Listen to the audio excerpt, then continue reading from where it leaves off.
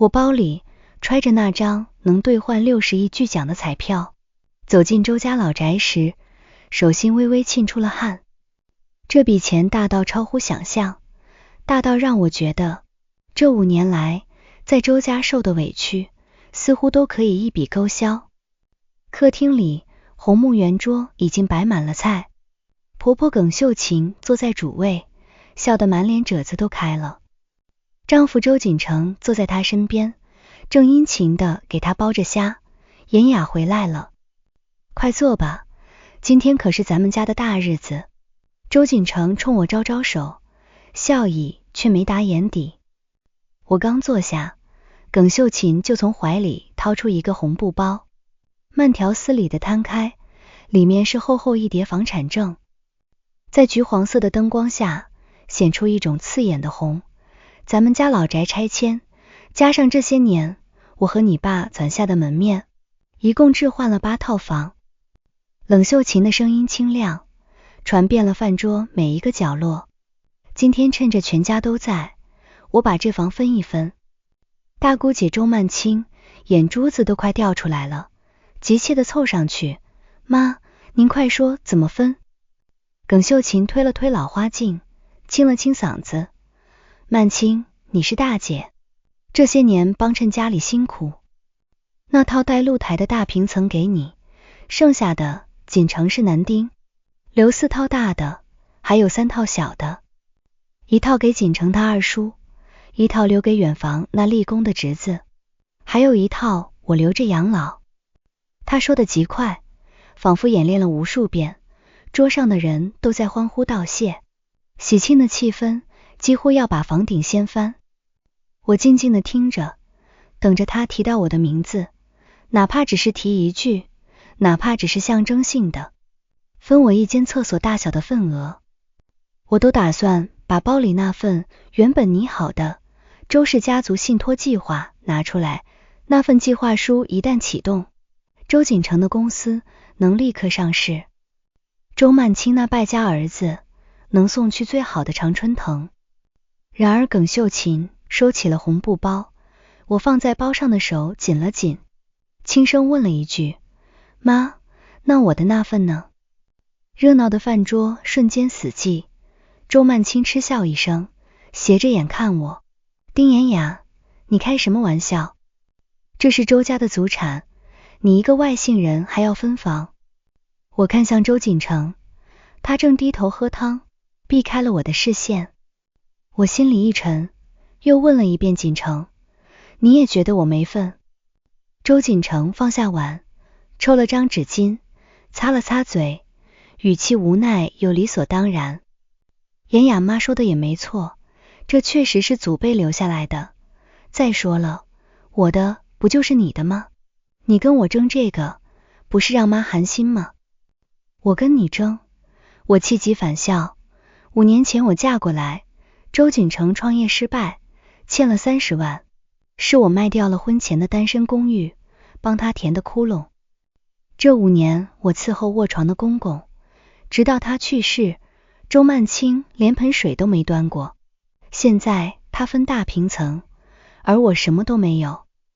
耿秀琴把筷子重重一摔，拉長了老臉，丁妍雅，給你臉了是不是？你進門5年，連個蛋都沒下，我沒讓錦成跟你離婚就算不錯了，還惦記房。去把廚房裡那鍋雞湯端上來，手腳麻利點。我看着这屋子裡一張張貪婪又理所當然的面孔，突然覺得包裡那張價值60億的彩票變得沉重無比。那是上天給我的救贖，而我竟然差點把它浪費在這樣一群人身上。不用端了。我站起身，拎起包，神色平靜的，連我自己都感到意外。怎麼耍脾氣？不吃飯了？周曼青在後面阴陽怪氣。這頓飯你們留着慶祝吧。我看向周錦成，一字一頓的說到，明天早上10點，民政局見，你不出面我就起訴。到時候你名下那4套房，我有100種辦法分走一半。周錦成猛地站起來，臉色煞白。丁妍雅，你瘋了，為了這點事就要離婚？這不是點小事，這是我看清了你們周家的心。我走出老宅，晚風一吹，整個人清醒得可怕。我拿出手機，撥通了之前聯繫過的私人銀行高級顧問徐子航的電話。徐經理，我是丁妍雅，那筆獎金的兌付流程，明天下午我們可以面談了。另外，我需要最好的法律團隊幫我做婚前財產保全，一定要在離婚手續辦完之後，再進行最後的資金入賬。電話那頭的徐子航聲音冷靜專業，沒問題，丁女士，我們已經為您準備了3套保密方案。我掛斷電話，回頭看了一眼燈火通明的周家老宅，那裡面的人正在為了8套房沾沾自喜，卻不知道他們剛剛親手弄丟了整整60億。傍晚，我沒回和周錦成的小家，而是直接住進了離民政局最近的一家5星級酒店。周錦成的電話在半小時後瘋狂打來，我直接拉黑。緊接着是周曼青的短信：丁妍雅，你有本事就真離，別拿離婚當籌碼在這拿大。離了周家，你那點存款夠你在江城買個廁所嗎？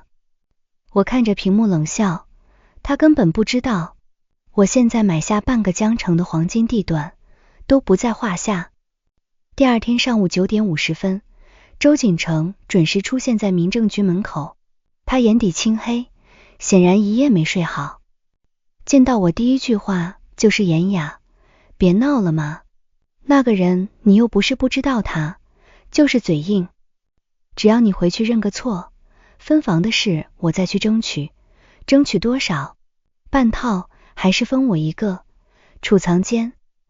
我平靜地從包裡拿出一份已經打印好的財產分割協議，周錦成簽了它，我們好聚好散。這上面寫得很清楚，你那4套房我一分不要，但你婚後背着我給周曼青買的那輛車，還有你偷偷給你媽轉的60萬存款，我也不追究。我們各自名下的財產歸各自所有，互不干涉，互不追討。周錦成愣住了，他原本以為我會獅子大張口去撕扯那4套房，甚至已經準備好了律師。看到這份他占盡便宜的協議，他的眼神裡閃過一絲狐疑。你真不要房？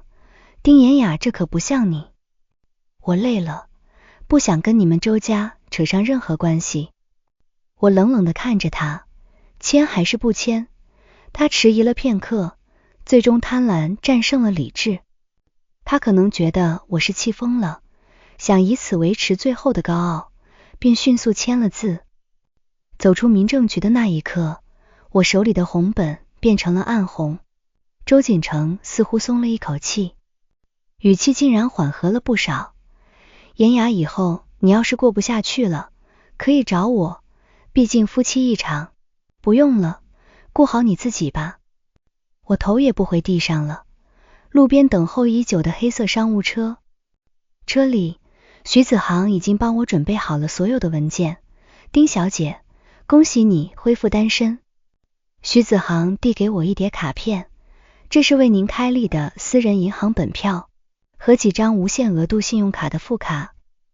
由於金額過於巨大，為了符合反洗錢法和資金合規性，我們已經分批次將首筆10億劃入您的專項信託賬戶，剩下的部分會在1周內完成清算。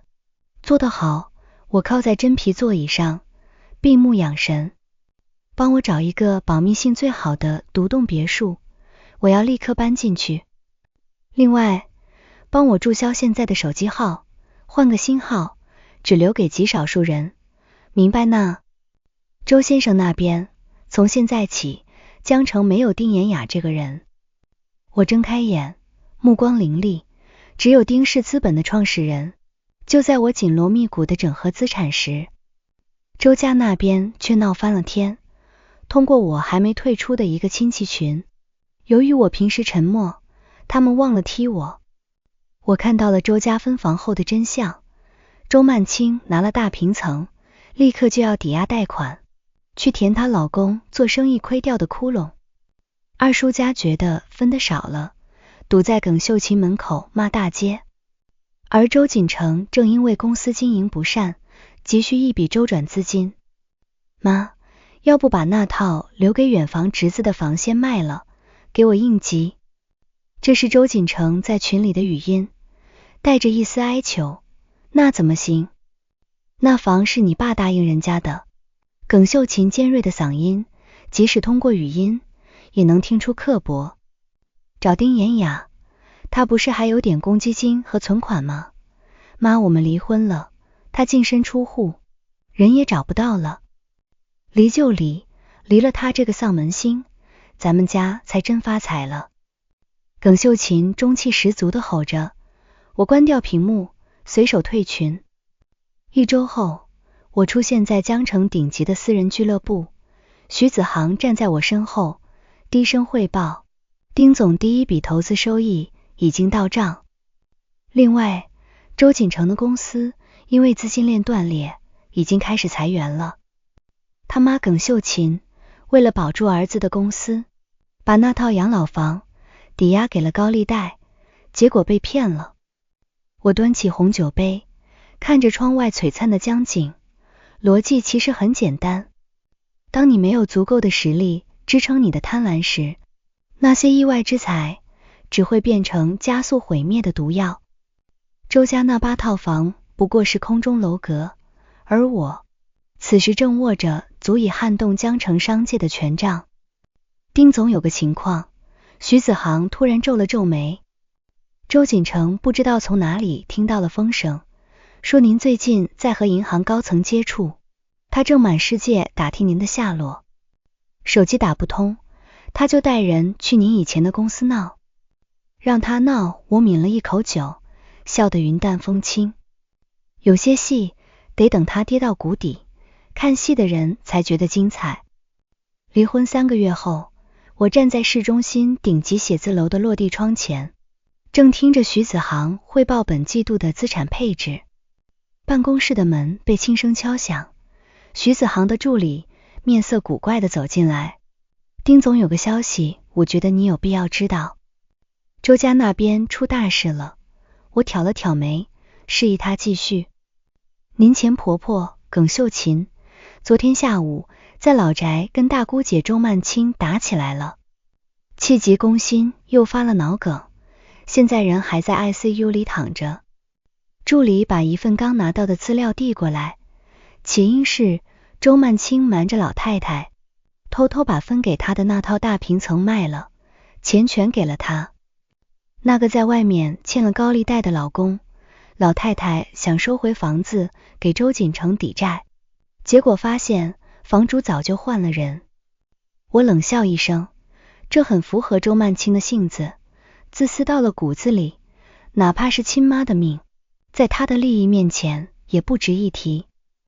周錦成呢？我問。周先生的日子更不好過，他的公司因為涉嫌違規經營被查封了，現在背着幾百萬的債務。他原本指望那幾套房救命，結果二叔家反水，說房產證上寫的是二叔的名字，死活不肯吐出來。現在周家老宅天天有人潑紅油漆，全是找周曼青老公要賬的。我放下手中的鋼筆，只覺得諷刺。當初分房的時候，這家人各懷鬼胎，恨不得把我這個外人生吞活剝。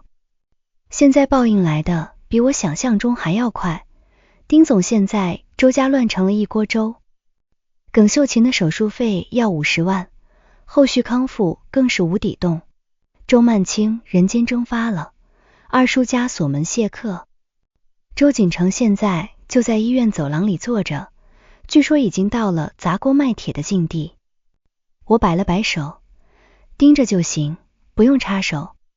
然而我低估了這家人的無恥程度。傍晚時分，我那部專門用來處理外界雜事的備用手機突然劇烈震動起來。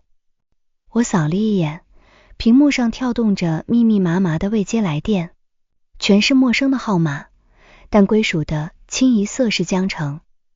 緊接着，短信像炸彈一樣轟炸了進來。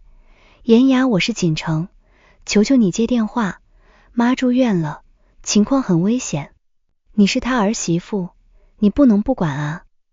丁妍雅，我是你二嬸，你現在在哪兒發財呢？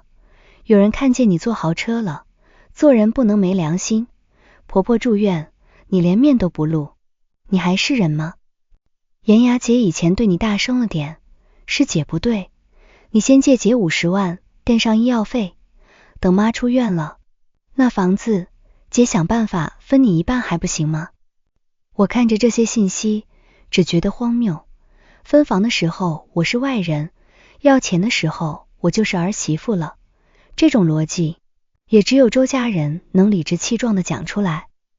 我正打算關機，手機又響了，這次是周錦城，我鬼使神差地按下了接聽鍵並按了錄音。為我聲音冷淡，妍雅，你終於肯接電話了。周錦城的聲音沙啞頹廢，帶着一絲歇斯底里的狂熱。你現在是不是特別有錢？有人在私人銀行看見你了，說你資產好幾個億，不好幾十億。妍雅，你中獎了是不是？你那天離婚那麼乾脆，就是因為你有錢了，對不對？他的直覺倒是敏銳，可惜用錯了地方。周先生，請注意你的措辭。第一，我們已經離婚了，法律上沒有任何關係。第二，我的錢是我的，跟你半毛錢關係都沒有。怎麼沒關係？他在電話那頭吼道。那是婚內中的獎，那是夫妻共同財產，你這是非法轉移資產，我要告你。除非你現在往我卡裡打500萬，不，1000萬，我要救媽，我要還債。告我，我輕笑出聲。周錦城，你忘了你簽的那份財產分割協議了嗎？各自名下財產歸各自所有，互不干涉，互不追討，那是你親筆簽的。還有公證處的公證，你要告儘管去。電話那頭陷入了死一般的寂靜，只剩下周錦城粗重的喘息聲。丁妍雅，你太狠了，他咬牙切齒地說道。你看着媽死嗎？當初我爸生病住院，你媽嫌醫藥費貴，偷偷把氧氣阀關小的時候，他想過狠這個字嗎？我冷冷地回擊，別再打來了，否則我會以騷擾罪起訴你。掛斷電話，我直接將這些號碼全部拉入黑名單。窗外江城的霓虹依舊閃爍，而在那陰暗的醫院角落裡，周家的貪婪正像毒液一樣反噬着他們每一個人。他們以為找到了救命稻草，卻不知道那是我親手為他們編織的絞刑架。周家人的瘋狂超出了我的預料，但也在情理之中。人在溺水時，哪怕是一根帶刺的爛木頭，也會死死攥住。第二天清晨，我的手機屏幕再次被各種社交軟件的彈窗攻陷。周曼青竟然破天荒地在朋友圈發了一張耿秀琴躺在 ICU 裡插滿管子的照片，配文極其煽情。媽，您一定要挺住，有些人良心被狗吃了，中了幾十億巨獎，卻看着親婆婆等死，這種人遲早遭天譴。這張照片在他們那個狹窄的親戚圈迅速發酵，甚至有幾個平時不怎麼聯繫的遠房親戚摸到了我新公司的樓下。丁妍雅，你出來做人不能這麼絕。一個自稱是周家表舅的男人帶着2個壯漢在大堂裡吵鬧，引得保安紛紛側目。我站在落地窗前，看着樓下那場鬧劇，轉頭對徐子航說，把大堂的監控拷貝一份，直接報警控告他們尋釁滋事。另外把那份離婚時的財產分割協議公示給他們請的律師看。丁總周錦城在網上買了水軍，試圖帶節奏，說你隱瞞婚內財產。徐子航遞過平板電腦，我掃了一眼那些污言穢語，冷靜地分析，他想通過輿論逼我出面談條件。但我手裡的彩票是離婚後才去兑獎的，且購買彩票的資金來源、手號記錄，我都有完整的證據鏈。最重要的是，那份協議鎖死了，互不追討，他越鬧，法律上對他越不利。告訴法務部，準備起訴周錦成誹謗，索賠1000萬。既然他想玩大的，我就陪他玩到底。半小時後，我接到了一個意想不到的電話，是周錦成，他換了一個陌生的號，聲音聽起來極度卑微，甚至帶着哭腔。妍雅，我錯了，我不該讓大姐亂發東西。媽剛才心跳停了一次，醫生說再不交手術費就要停藥了。我不求你那幾十億，你借我100萬好嗎？哪怕50萬，我給你寫借條，利息你隨便定。周錦成，你還沒明白嗎？我坐在办公椅上，語氣沒有一絲起伏。不是我不救，是你们不配。當初你媽分那8套房的時候，怎麼沒想過給我留一間廁所養老？你媽病了，你大姐手裡賣房的錢去哪兒了？你二叔占着的房產為什麼不拿出來救命？你們一家子吸血鬼，現在吸不到我的血，就開始互相啃骨頭了。那是媽，你照顧了她5年，你真的一點感情都沒有嗎？他歇斯底里地質問。那5年是我這輩子最大的恥辱，我直接掛斷了電話。下午我親自去了一趟醫院，不是為了探望，而是為了徹底斷了他們的念想。醫院走廊裡彌漫着消毒水的味道，周錦成頹然地蹲在牆角，周曼青正和二叔一家在 ICU 門口互相推搡、咒罵，聲音大的連護士都忍不住出來斥責。你們找誰？我踩着高跟鞋出現在走廊盡頭，墨鏡遮住了我眼底的厭惡。吵鬧聲戛然而止，周錦成猛地抬頭，眼睛裡迸發出驚人的光亮，連滾帶爬地撲過來。妍雅，你來了，你帶錢來了，對不對？我微微側身避開他的手，摘下墨鏡，冷冷地掃視了一圈。這群醜態百出的親人，丁妍雅，你個喪門星終於露面了。周曼青衝過來，想撕扯我的衣服。錢呢？你中的那幾十億呢？那是我們周家的福氣，你憑什麼獨吞？我抬手示意身後的保鏢攔住，他從包裡拿出一疊打印好的法律文書，一張張摔在他們面前。這是法院的傳票。周曼青，你涉嫌網絡誹謗，二叔你涉嫌非法侵占他人財物，還有周錦成，你名下所有公司賬目已經提交經偵調查。我看着他們瞬間慘白的臉色，一字一頓地說，至於醫藥費，我已經諮詢過醫生了。耿秀琴現在的情況是腦死亡，維持生命體徵，每天要幾萬塊。既然你們這麼孝順，那就守着他，直到你們把那8套房的錢全部填進去為止。你這個瘋子！耿秀琴的二叔手都在發抖。我不是瘋子，我只是學會了你們周家的規矩，外姓人不插手周家的事。我重新戴上墨鏡，在他們絕望的哀嚎聲中轉身離去。身後周錦成癱坐在地，嘴裡不停地念叨着什麼，而我的手機裡又有幾個標着周家備註的號碼，打進來，我隨手一滑，全部拉黑。你們找誰？我誰也不是。周老太在半個月後，那個陰冷的凌晨，徹底斷了氣。接到醫院電話時，我正坐在新購置的莊園露台上翻看徐子航遞交的家族信託受益人名冊。由於周錦成沒錢繳納後續的維持費用，周曼青又和二叔因為分攤那幾天的氧氣費，在病房門口大打出手。醫生最終只能按程序宣布放棄搶救。丁總周家那邊徹底塌了。徐子航低聲匯報，周曼青賣掉的那套大平層，因為涉及高利貸抵押和合同詐騙，被警方凍結了。她老公跑路，她現在被債主堵在租住房裡。周錦成的公司宣布破產清算，他名下那幾套房，因為之前為了救火做了2次抵押，現在全被銀行收走了。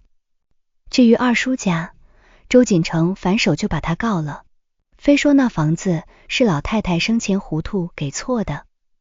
2家人現在天天在法院門口互撕。我合上文件夾，心中竟然沒有想象中的快感，只覺得一種透骨的荒涼。丁小姐，周錦成在樓下跪了3個小時了。保鏢走過來，語氣有些猶豫。我起身走到欄杆邊，向下望去，初春的雨淅淅密密。周錦成蜷縮在大門外，那套曾經引以為傲的定制西裝皺巴巴地貼在身上，哪還有半點江城精英的樣子。讓他進來吧。我喝掉最後一口溫熱的紅茶，有些事總要有個了斷。5分鐘後，周錦成被帶到了我面前，他渾身濕透，進屋時打了個冷戰。看到奢華如宮殿的客廳，眼神中流露出一種近乎瘋狂的貪婪與悔恨。嚴雅她聲音嘶啞，重重地跪在羊绒地毯上。我媽走了，連塊像樣的墓地都買不起。求求你看，在5年夫妻的情分上借我點錢，我不貪心，只要能辦完後事，剩下的我這輩子做牛馬還你。我居高臨下地看着他，像看一個陌生的怪物。周錦成，你還沒明白，當初你媽分房，你選擇沉默的時候，我們的情分就死在那張飯桌上了。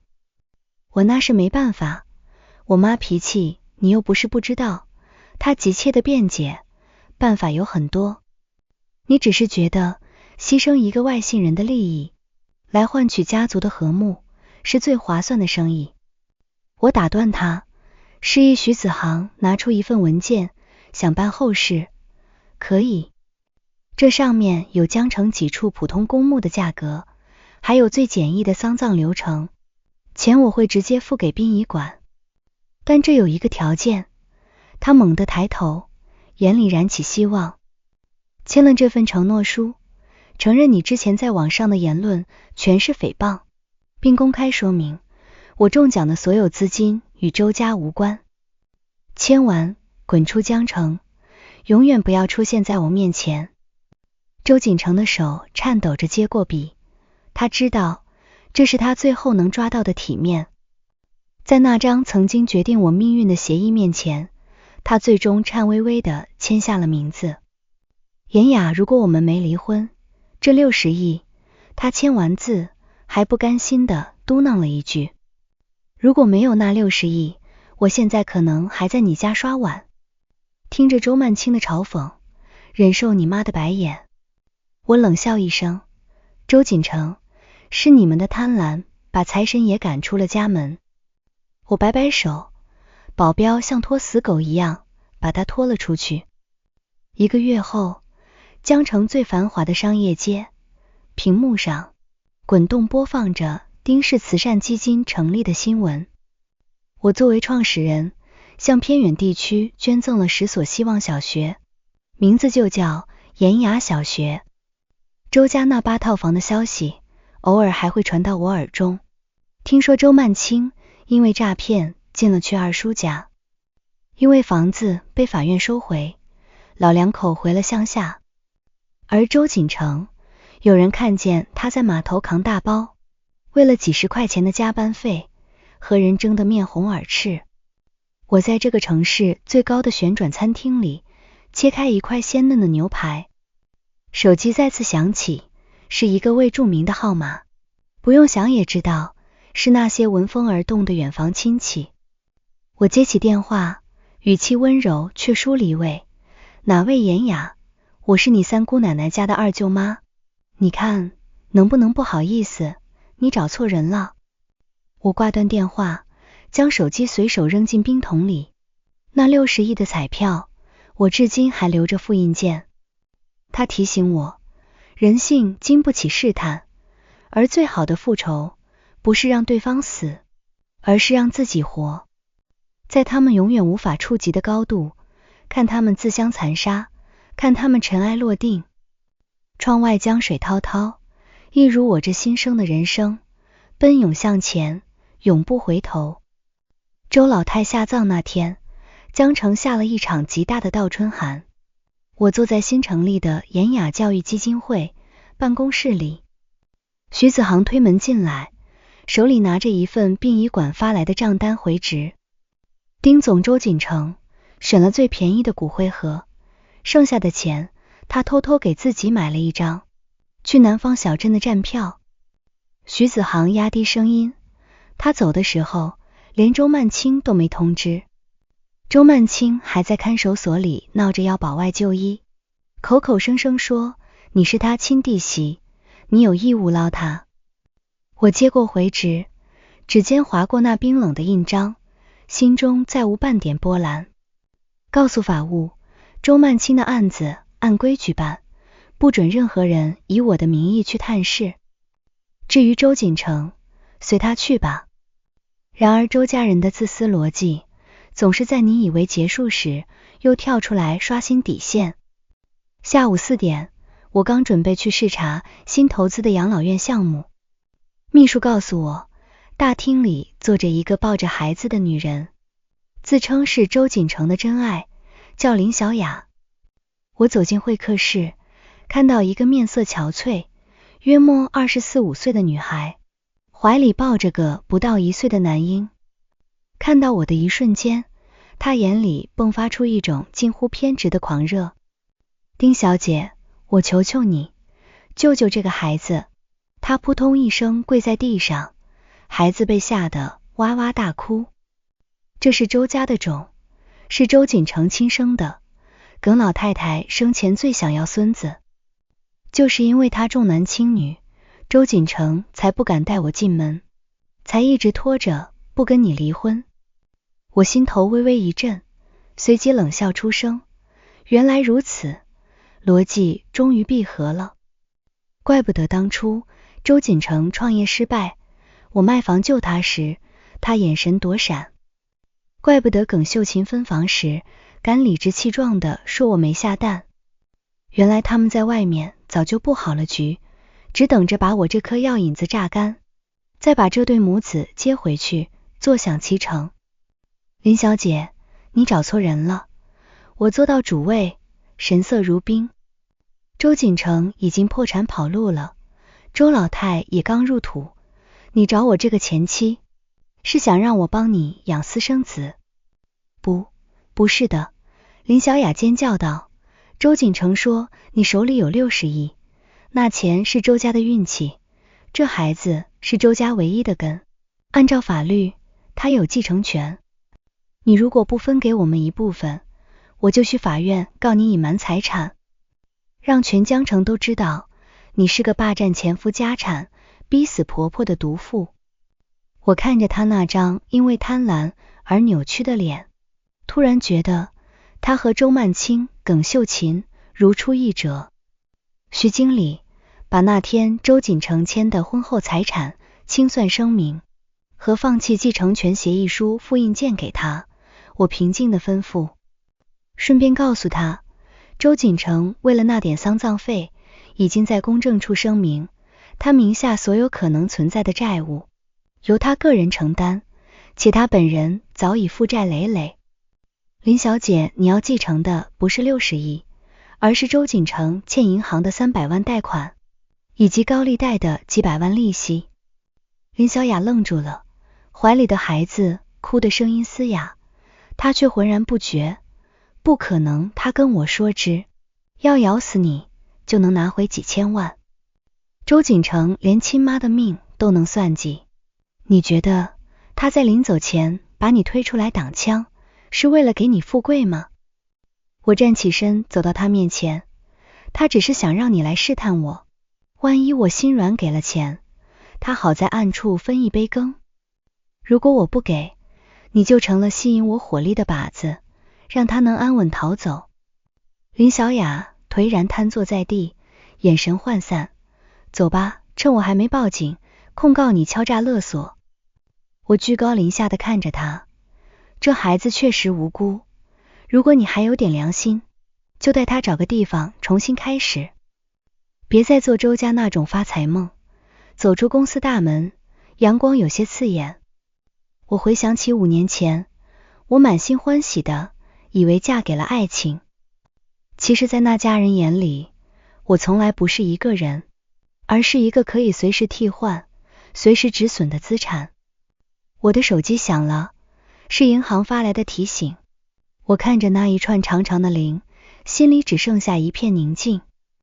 60億不僅買斷了我那卑微的5年，更讓我看清了這世間最醜陋的邏輯。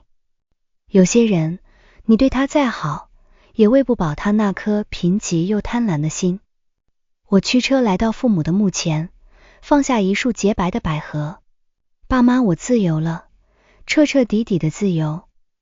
此時的周錦成或許正擠在潮濕的綠皮火車上，看着窗外倒退的山影，復盤着他那場輸得精光的豪賭。而我正踏着這60億鋪就的階梯，走向他們永遠無法想象的清晨。